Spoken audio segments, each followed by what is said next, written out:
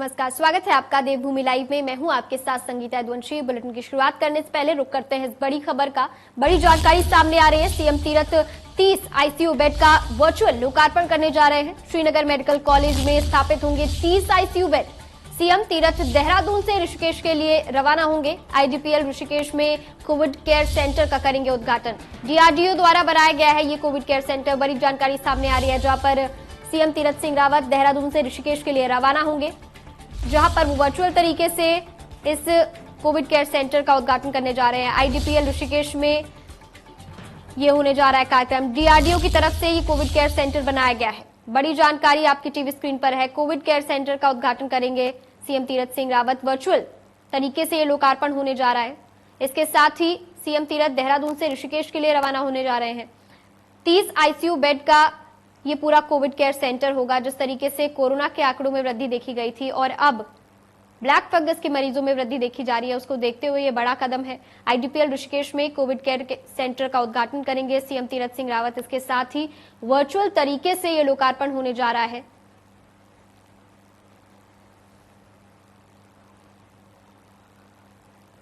तो वहीं एक और बड़ी जानकारी सामने आ रही है, जहां पर सीबीआई के नए डायरेक्टर सुबोध कुमार बनाए गए हैं। इसके साथ ही सुबोध कुमार जायसवाल को नया डायरेक्टर बना दिया गया है।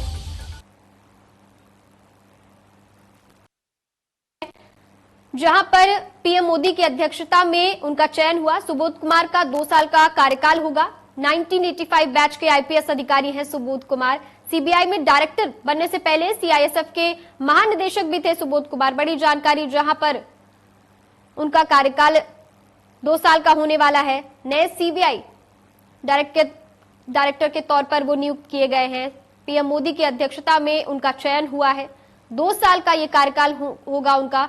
1985 बैच के आईपीएस अधिकारी हैं वो। इसके साथ ही पीएम मोदी की अध्यक्षता में उनका चयन हुआ है, उनको चुना गया है। 2 साल का ये उनका कार्यकाल होने वाला है। सुबोध कुमार 1985 आईपीएस बैच के अधिकारी हैं। इसके साथ ही सीआईएसएफ के महानिदेशक भी थे सुबोध कुमार। तो वहीं उत्तराखंड में बीते 24 घंटे में 81 मरीजों की मौत हो गई है, जबकि 2756 संक्रमित मामले सामने आए हैं। मरने वाले मरीजों का आंकड़ा 6000 के पार हो गया है। तो 6674 मरीजों को ठीक होने के बाद डिस्चार्ज कर दिया गया है। अब तक संक्रमितों की जो संख्या है वो 3,18,000 से ज्यादा हो गई है।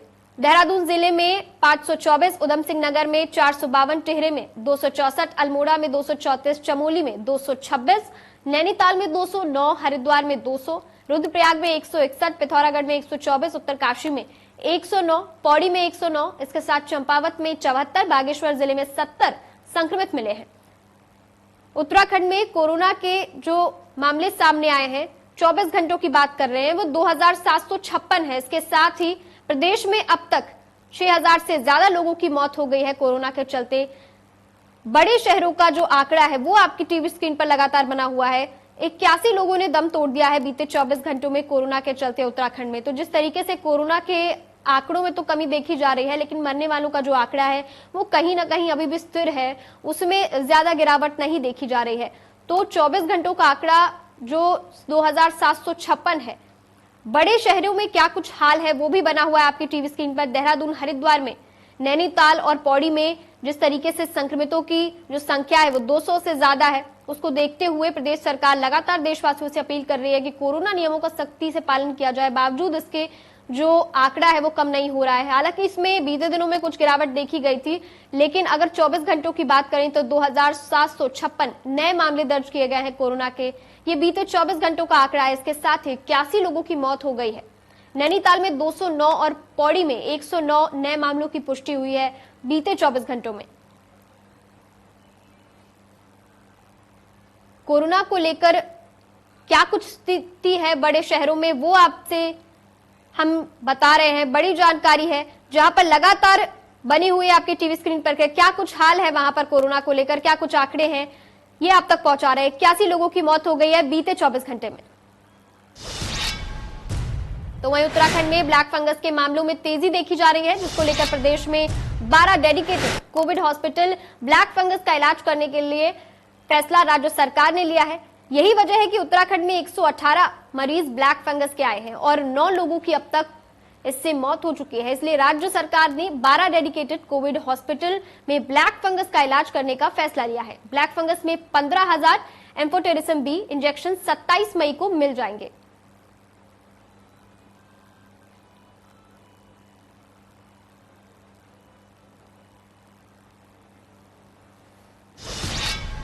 तो वहीं अब खबर देहरादून से, जहां 28 मई को तीरथ कैबिनेट की बैठक सुबह 11 बजे होगी। कैबिनेट की बैठक अब्दुल कलाम भवन में कैबिनेट की बैठक होने जा रही है। बैठक में कई अहम बड़े फैसले लिए जा सकते हैं। 28 मई को तीरथ कैबिनेट की बैठक होने जा रही है। सुबह 11 बजे ये बैठक होनी है और इस बैठक को अहम इसलिए माना जा रहा है क्योंकि कई बड़े फैसलों पर मुहर लग सकती है। अब्दुल कलाम भवन में ये बैठक होगी। इसके साथ ही कुछ बड़े फैसले सामने आ सकते हैं इस बैठक के बाद।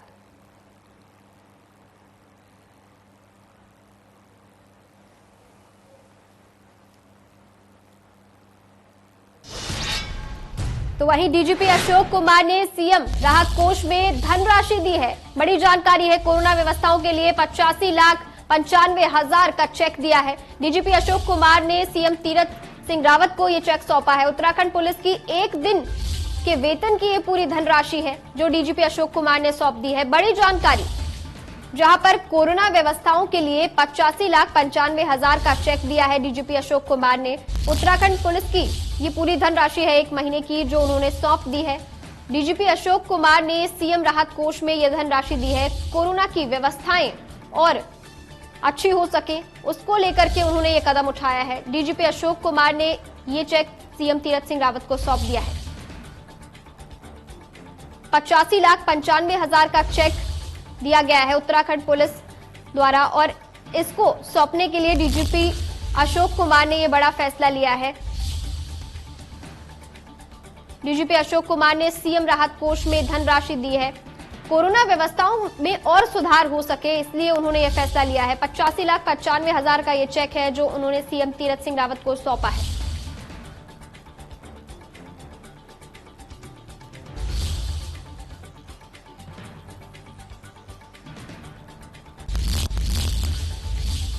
तो वहीं अब खबर ऋषिकेश से, जहां बाबा रामदेव एक बार फिर विवादों में घिरे नजर आ रहे हैं। अपने लाव लश्कर के साथ पहुंचे रिजॉर्ट खुलेआम उन्होंने कोरोना नियमों की धज्जियां उड़ाई है। बाबा रामदेव लोगों के साथ सेल्फी खिंचवाते नजर आए। बिना मास्क के ही बाबा रामदेव घूम रहे थे। सोशल डिस्टेंसिंग की भी जमकर धज्जियां उड़ाई गई हैं। ऋषिकेश लक्ष्मण झूला का ये पूरा मामला है।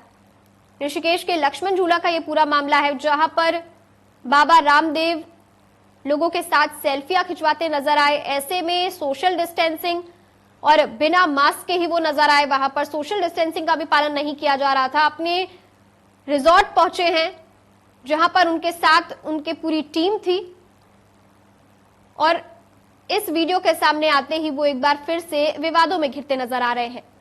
खुलेआम कोरोना नियमों की धज्जियां उड़ाई गई हैं। इसके साथ ही बाबा रामदेव ने मास्क भी नहीं पहना था। लगातार सरकार मास्क को लेकर कितनी सख्त है, बावजूद इसके वीडियो में मास्क नहीं था। तो वहीं इंडियन मेडिकल एसोसिएशन की उत्तराखंड राज्य शाखा ने एलोपैथिक चिकित्सा पेशे और चिकित्सा पेशे के खिलाफ योग गुरु बाबा रामदेव के बयानों के खिलाफ उत्तराखंड के मुख्यमंत्री तीरथ सिंह रावत को पत्र लिखा है। पत्र में उन पर जल्द और सख्त कार्रवाई की उम्मीद की गई है। गौरतलब है कि बाबा रामदेव ने एलोपैथिक चिकित्सा को लेकर आपत्तिजनक बयान दिया था। बाद में विवाद होने पर अपना बयान वापस भी ले लिया था।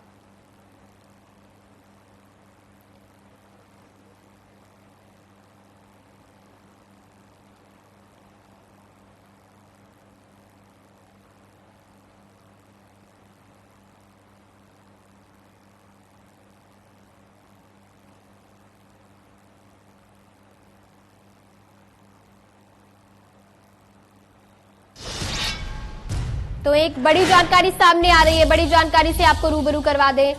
बड़ी जानकारी सामने आ रही है जहां पर हल्द्वानी से ये जानकारी है, काठगोदाम से बाग एक्सप्रेस का संचालन आज बंद हो गया है। काठगोदाम हावड़ा एक्सप्रेस का संचालन रद्द हो गया है। बड़ी जानकारी है, यास तूफान के खतरे को देखते हुए ये संचालन रद्द कर दिया गया है। यास तूफान का खतरा मंडरा रहा है। मौसम विभाग ने चेतावनी दी थी जिस देखने के बाद ये फैसला लिया गया है। काठगोदाम हावड़ा एक्सप्रेस का जो संचालन है वो रद्द कर दिया गया है। यास तूफान के चलते ये फैसला लिया गया है। हल्द्वानी से बड़ी खबर है, काठगोदाम से बाग एक्सप्रेस का संचालन रद्द कर दिया गया है। यास तूफान का खतरा देखते हुए इसका संचालन बंद कर दिया गया है। मौसम विभाग लगातार सतर्क है, चेतावनी जता रहा है, ऐसे में ये फैसला लिया गया है।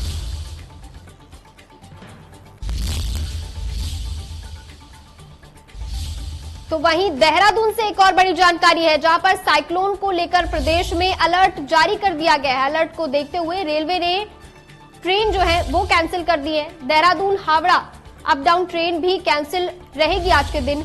इसके साथ ही देहरादून से हावड़ा आने और जाने वाली ट्रेनों को भी कैंसिल कर दिया गया है। 25 से 28 मई तक के लिए ये ट्रेन कैंसिल कर दी गई है। बड़ी जानकारी है, मौसम विभाग की चेतावनी को देखते हुए, साइक्लोन का जो खतरा है उसको देखते हुए प्रदेश में अलर्ट जारी कर दिया गया है। इसके साथ ही रेलवे ने ट्रेन को भी कैंसिल कर दिया है। हावड़ा अप डाउन ट्रेन अभी कैंसिल रहेंगी। जिस तरीके से यास का खतरा मंडरा रहा है उसको देखते हुए बड़ा फैसला लिया गया है।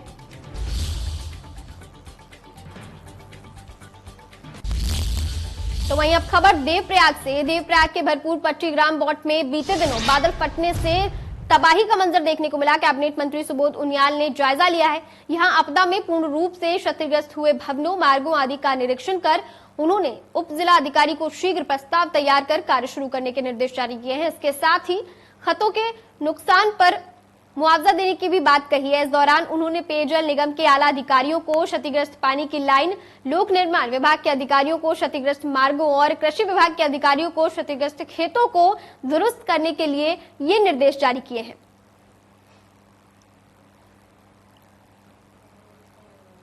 बादल फटने से जो तबाही हुई है उसका जायजा लेने पहुंचे थे। बादल फटा था, काफी नुकसान यहाँ पे हुआ, तो एसडीएम को निर्देशित किया गया कि जितने रास्ते हैं उससे हैं, मकान के कुछ लोगों के निवास भी टूटे हैं और साथ ही साथ जो स्कूल बिल्डिंग्स भी डैमेज हुई हैं, तो तत्काल उनका एस्टिमेट बना करके उनमें काम कराने के निर्देश दिए गए। साथ ही साथ जो कंपनसेशन उनको दिया जाना है उसको तत्काल भुगतान के निर्देश दिए गए ताकि लोगों को राहत मिल सके। और जमीन जितना बही है, क्योंकि दो जगह बादल फटा है और दोनों जगह खेतों का काफी नुकसान हुआ है, तो उनके लिए भी तत्काल ये उनकी लाभ जुट करके शीघ्र से शीघ्र मांग के अनुसार उनको मुआवजा आवंटन के लिए निर्देश दिए गए। साथ ही पीडब्ल्यूडी को निर्देश दिया गया कि जो सड़क इनकी ताकि कनेक्टिविटी बन जाए और शीघ्र ही बॉट को मरोड़ा से जोड़ने के कार्य को प्रारंभ। तो वहीं उत्तराखंड में तेजी से कोविड-19 संक्रमण बढ़ रहा है। ऐसे में हर कोई कोरोना की जंग लड़ने के लिए आगे आ रहा है। ऐसे में आम आदमी पार्टी नेता रिटायर्ड कर्नल अजय कोटियाल ने देहरादून में 20 बेड का एक छोटा सा हॉस्पिटल तैयार किया है मरीजों के लिए। ये 20 बेड का अस्पताल आज से शुरू हो गया है। यहाँ पर मरीजों को रखने के लिए नियमों के मुताबिक सभी फैसिलिटी रखी गई है। सबसे बड़ी बात यह है कि ऑक्सीजन की व्यवस्था की गई है और डॉक्टरों की टीम भी यहाँ पर मौजूद रहेगी। कर्नल अजय कोटियाल ने कहा कि जितना भी हो सकेगा वो लोगों की मदद करेंगे। इस 20 बेड के जो अस्पताल तैयार किया गया है उसमें डॉक्टर हरीश बसेरा मरीजों का इलाज करेंगे। कोविड के मामले बहुत तेजी से बढ़ रहे हैं और लगातार जो मरीज है वो भी बढ़ रहे हैं और डेथ नंबर्स भी बढ़ रहे हैं। ऐसे में हर कोई अपनी तरफ से कुछ न कुछ मदद कर रहा है, चाहे वो राशन से लेके हॉस्पिटल से, ऑक्सीजन से, तमाम तरीके की मदद कर रहा है।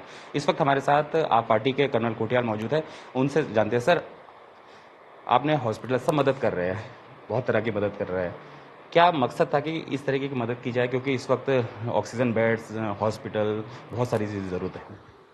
देखो क्या है कि अगर इस तरीके का सेटअप एक बना दिया जाए जिसमें कि सारी सुविधाएं आप एक ही जगह में दे सकते हैं। एक तो है बड़े हॉस्पिटल्स तो हैं, लेकिन छोटे छोटे इस तरीके के सेटअप, तो उसमें क्या होता है कि हम ऑक्सीजन घर पे जाके डिस्ट्रीब्यूट कर रहे हैं, किसी को हम बोल रहे हैं कि चलो मेडिसिन दे के आते हैं, वो एक ही घर छत के अंदर कम एफर्ट लगा करके ज़्यादा आउटपुट मिलती है। ऊपर से इसका अगर अप्रूवल गवर्नमेंट देती है, जो हमको दे दिया है उन्होंने, तो उसमें क्या होता है फिर ऐसी चीज़ें जो 10 लोग और इच्छा रखते हैं खोलने की, उनको खाली समझाना है कि आप साइंटिफिक तरीके से चलो, आपके पास एक डॉक्टर की टीम होनी चाहिए, मोटिवेटेड यूथ की टीम होनी चाहिए, थोड़ा सा खुला इन्वायरमेंट हो, ज़रूरी नहीं है वो हॉस्पिटल हो, उसको मॉडिफाइड तरीके से आज सरकार कोविड की फाइट में सपोर्ट करने के लिए डिजास्टर ये जो एक्ट बना रखा है उन्होंने टू फाइट अगेंस्ट कोविड, उसमें अप्रूवल देने के लिए तैयार है। अच्छा सर, एक ही जान रहा हूँ, मैं आपको बहुत टाइम से जानता हूँ, आपने हर तरीके से मदद करी है। अब जब कोविड आ गया है, आप पार्टी के साथ जुड़ गए, आप पार्टी की भी एक कॉल है कि जैसे टेलीमेडिसिन की तरफ से, वो किस तरीके से कारगर साबित हो रही है आपके इन सारे मदद के साथ? एक है ये टेली कॉल जो है, टेली एडवाइस जिसमें दी जा रही है, उसे बोल रहे हैं आपका डॉक्टर।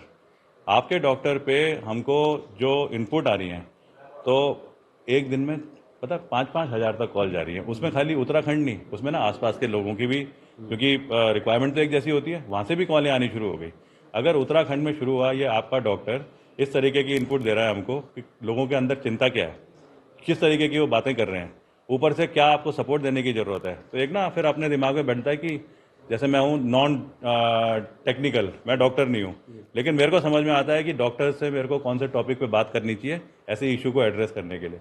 जैसे केदारनाथ था, इंजीनियर तो थे नहीं, लेकिन इंजीनियर को साथ में रखा तो वो आपदा में घुस गए। इस आपदा में घुस रहे हैं, डॉक्टर तो है नहीं, लेकिन ये पता है कि अगर डॉक्टर्स जिस तरीके से लड़ना चाहते हैं इस युद्ध को, उनको क्योंकि जानकारी है, उनको मोटिवेट हम कैसे कर सकते हैं, उनकी जानकारी को लेकर के हम उन्हें सपोर्ट करते हैं ताकि वो क्लरिकल कुर्सी में बैठने की जगह असली फील्ड में आ पाएँ, जो कि उनकी इच्छा भी है। बिल्कुल डॉक्टर की बात हुई। डॉक्टर सर, यहाँ पे किस तरीके के मरीजों को आप इलाज देंगे, क्या क्या हो सकता है यहाँ पे आगे फर्दर, क्योंकि फिलहाल तो यहाँ पे जिस तरीके से ऑक्सीजन की पाइप भी लग रही है, किस तरीके के मरीजों को यहाँ पे इलाज होगा कोविड के खासकर? एक्चुअली हम लोग अभी जो हम लोगों ने प्लान किया कि जो माइल्ड केसेस हैं जिनको सिर्फ ऑक्सीजन की ज़रूरत है, प्लस कुछ ड्रग्स पे, ओरल ड्रग्स पे हम इनको ठीक कर सकते हैं और उनको मेंटल सपोर्ट दे सकते हैं। क्योंकि मैंने देखा कि जो पेशेंट हॉस्पिटल में एडमिट हो रहे हैं वो जो तो जनरल वार्ड में है वो यूजुअली ठीक होके जा रहे हैं, ऐसा मैंने देखा। और जो आईसीयू में एडमिट हैं, जो अभी तक मैंने ऑब्जर्व किया है,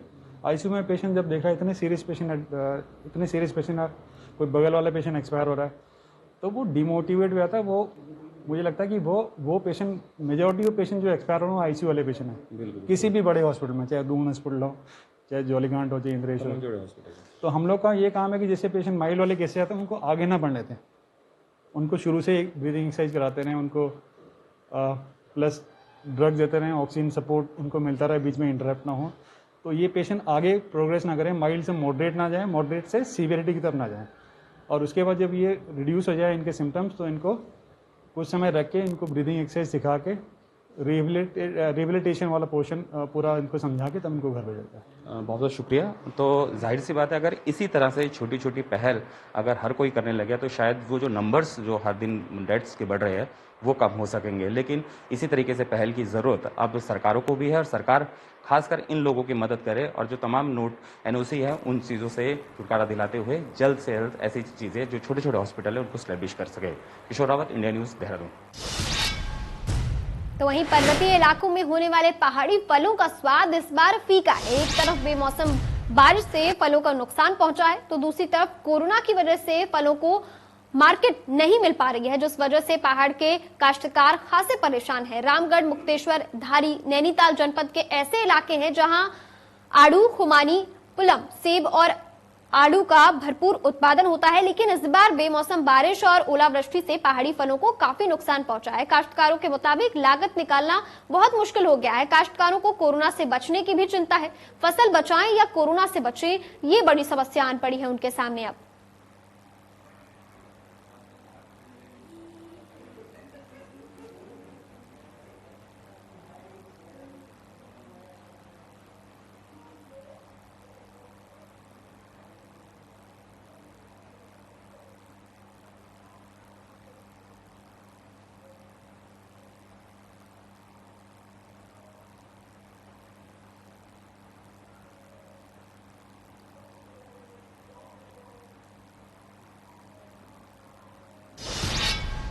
तो वहीं 10 दिनों से बंद वैक्सीनेशन का काम फिर से शुरू हो गया। आपको बता दें कि हरिद्वार में वैक्सीन की डोज न आने की वजह से पिछले 10 दिनों से वैक्सीनेशन प्रोग्राम पूरी तरीके से बंद था। 18 वर्ष से 45 साल तक के लोगों को वैक्सीन लगाई जानी है। फिलहाल शनिवार को हरिद्वार में 15,000 वैक्सीन पहुंच चुकी हैं, जिसके बाद तकरीबन 40 टीकाकरण सेंटरों पर वैक्सीनेशन का काम फिर से शुरू हो गया है।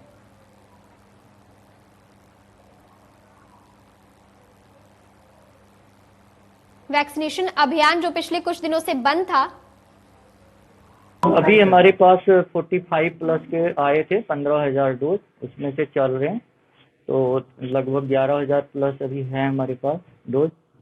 और जो ज़्यादा से ज़्यादा हम कोशिश कर रहे हैं कि ये वैक्सीनेशन साइट बढ़ें और लगाएं उसको।